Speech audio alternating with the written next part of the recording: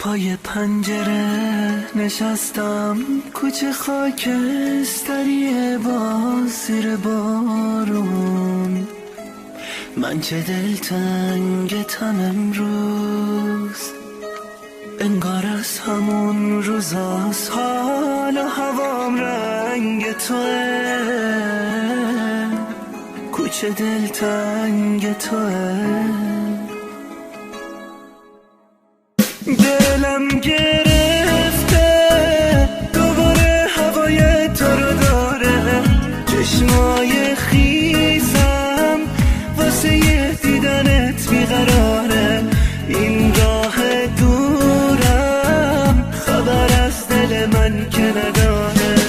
آروم ندارم، یه نشونه میخوام واسه قلبم، جز این نشونه واسه چیزی دخیل نمیبندم.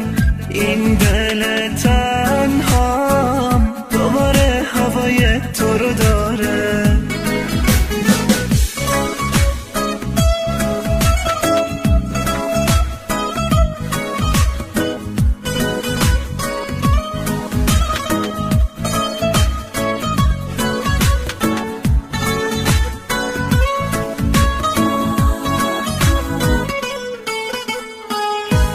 هوای شهر تو و بوی گلاب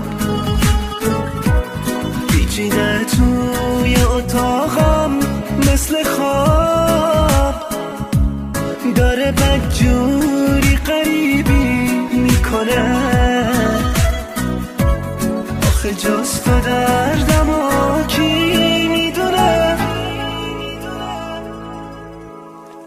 دلم گرفته دوباره هوای تو رو داره، چشمای خیسم واسه یه دیدنت بیقراره.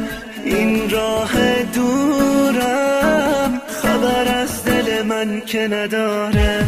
آروم ندارم، یه نشونه میخوام واسه قلبم، جز این نشونه واسه چیزی دخیل نمیبندم.